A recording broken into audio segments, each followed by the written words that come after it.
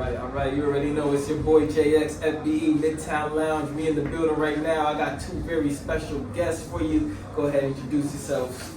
MsRhodey, aka Baby Boy, you already know. State Prop, Rockefeller, a few other more things, movies.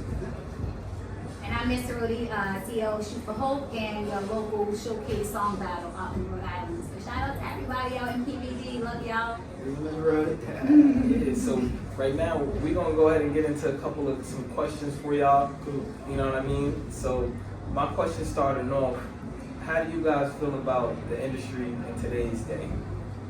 Do you want to answer? You go first. Well, the industry, you know how I look at it. I know we're going to have new people come, you know what I'm saying? So that's always going to have the puppets right there. As the, they birth, they are birth. And the puppets shoot out there and they busting their movie. And I see everybody doing their thing out there. But I come from the old school, so I get to see Jim Jones and Nas beef.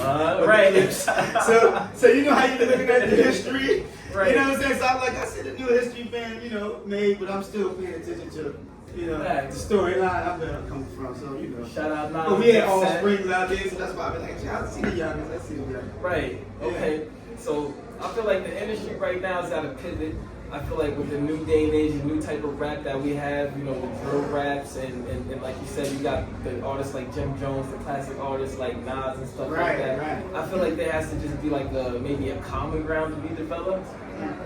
Between the younger crowd and Nas and like the older generation. Yeah, well, we gotta be responsible. You know what I'm saying? I see Nas making business moves and trying to invest in casinos and stuff like that. So I guess they are showing them, what I'm saying, with that direction. So you put them in there, and I see you've been through colleges and stuff too, talking to people in colleges. So I can imagine that the information gets put passed around, but you still gotta have somebody like there. That's why I be in touch with them. You know what I'm saying? Right. But I'm quite sure they can develop some programs with buildings and have people around to get some games from. Right. I feel like in the music industry, it's very sexualized now with women. Everything's just sell sex. There's a lot of bubblegum rap out there. And then I also feel like the drill music is just like pat, and kill him, do this, and do that, and do this, and do that. And there's like no sense of direction where the music is actually going. And so I feel like we're gearing our youth into the wrong direction, and they don't know the history of music enough, in my opinion. You know what I mean? And I'm not saying that it's bad for culture, because we need all types of music. But I just feel like that, like you said, there has to be some type of common ground where old school meets new school. And I don't mind like those, I let my chain hang low. Like I need those like old school, like let me just dance. Not let me want to go shoot somebody type music. You know what I'm saying? It's terrifying to some. It could be terrifying. It's very terrifying, especially if you have your somebody got to have a responsibility. I love sex rebellion, don't get me wrong, I love all that type of music, but I don't want to see my daughter, twerking all day throughout the whole song. You know what I mean? And now it's like, let's just cover our areola and wear like little booty shorts versus, the MC Lights and Queen Latifahs, but we were wearing big shirts. You know what I'm saying? Our hairs were tied back in a bun. Like I miss that era of music.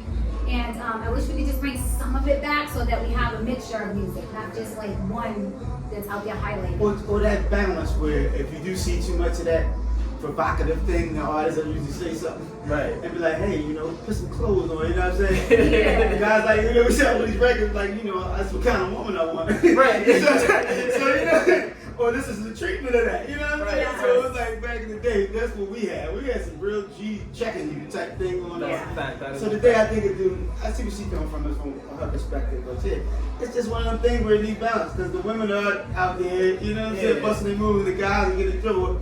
Somebody needs to be checking that. You know what I'm saying? Right. Somebody is course control. Yeah, that's why like the old school, we got a responsibility out there. Right. Amen. So if you guys could name 3 of your favorite artists right now that you think is just on top of their game, just doing it, shutting it down right now, who's 3 artists each of you can name right now? What you think is just dominating this game? Right. I would definitely say Kendrick. Okay. You know what I mean? He's Shout like out that Kendrick, master lyricist. Drake is always gonna be like whether he's like losing or winning, he's still like top Shout of out the Drake, charts. Omillio. And then I really like Lotto.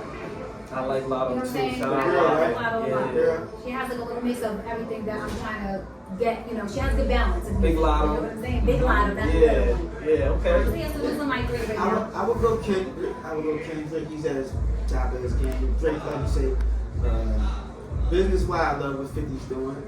Right, 50 killing it right I now. love what he does 50. with business.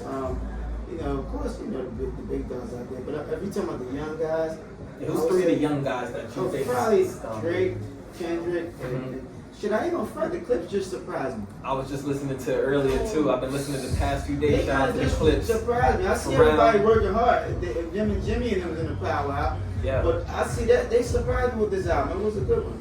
Yeah. Who else did I enjoyed that album. You liked it? Yeah, it was I pretty like cool. Songbird songs. Yeah, it was Yeah. pretty cool. Yeah, So, that song. for them to be song. still there and reach that, you know, still be at that level, I rock with it. And Malice is back. Yeah, Malice with is his back, brother, and yes. he's back there with his brother, so Yeah. that's crazy. They're like on a whole press run right now. Yeah. Yeah. Every show I see them like popping up on Instagram. They're all on my album. You know, they're killing it right now. Mhm. Yeah, for sure. Of course, they ain't reaching them out there with Gunna and them. I got shout out to Oh yeah, Davies. Yeah. Shout out to them. You know what I mean? Yeah. Mm-hmm. They making that noise, but he like the hood. You talking about mainstream.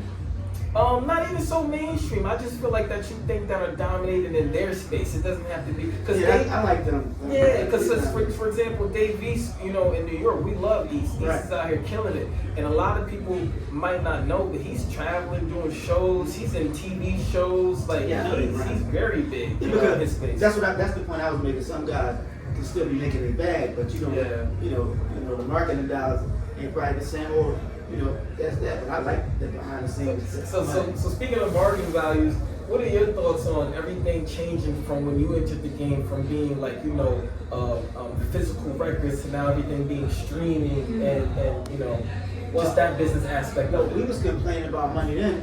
The money a little different with the streams. You know what I'm saying? Yeah. So ours was actually work with some money behind it. You know what I'm saying? Like we was doing $16 an album. The day you stream it, you make $1 million. How many million streams get down? How much money they get? Yeah, like 0.000 Yeah. cent out of like a million streams. Oh, like, right. So But that's you're like making a way less fraction money. of something we used to make. So we used to complain and it was what you negotiate. But I think we outdid them. Okay. We sold records. Right. I don't know how you compare stream to our album It's sales. not quite the I same. don't think it's comparable. That's a state versus like, I don't know, it's new. You know what I'm saying? Right. It's not for us, you know what I'm saying? So we come with our mindset of the business, it'd be like, nah. You know? Do you feel like you would have been more marketable or more popular if you were around during social media times? That's a good question. Am I marketable? Even if I wasn't doing it to market, people would. My life was so interesting that they just find me and fuck with me. It was interesting. So it was one of them things like, hey, what the fuck is this? And I'm minding my business. So that's when the streams and shit come up. Cause we start fucking with the phones ourselves. Like, all right, look, we gonna market these phones, sell our shit, stuff like that. But the streaming was good. But I made money in the stream world with my clothes line. So it's like, Yeah, ringtones back then. ringtone. Yeah. And you know what I like about where I That's a come good from? We owned all our shit. So Yeah. the more they move, I'm like, hey, it's another law made in my favor. Right. I'm owed some more money. Right. You know what I'm saying? So I'm looking at it like that. I'm saying, I don't mind what you change. This is my shit. You know This what I'm is saying? mine right here. So, you know, pay me. Right. So that's what I don't trip about that, because, you know, as always you can find some language that means something different. But that's how. So the day is cool and all that kind of stuff. I get with the new guys. That's why I fuck with the young guys. If you see me, I'm always helping. I'm showcasing. I'm That's doing that. love. I get it. You know what I'm saying? And it keeps me in tune. I got my head in the street, keep me in the mix. Right. So I always, they get me hyped. Sometimes I get around laid back stuff and then I ain't got that energy. Right. So I get around the young, we start busting through the new guys. I'm like, all right, get your streams up. So what got you into the industry? Take us back. How did you get into the game? For those that don't know. I made one rap. I knew a guy, he had a studio, you know, this guy had a studio, and he heard about me from my one rap. And I actually went there and laid it down, and from there I met a lot of other rappers in there, and they had way more raps than me. So I realized what I was doing, I had to chill for a minute and actually focus on making my raps. Okay. Then I started making more raps. And I started sleeping in the studio now. I'm the whatever show. Because while they wanted to, they felt like they was there, I stayed the night. I spent the night, they went home and they 8 hours, whatever. And now I had, so when I got the Rockefeller in the Hot 97, I had a lot of raps. Okay. Oh, not just that. Jay-Z. So when they was, when we performing for them, before we got there, I was ready. Right.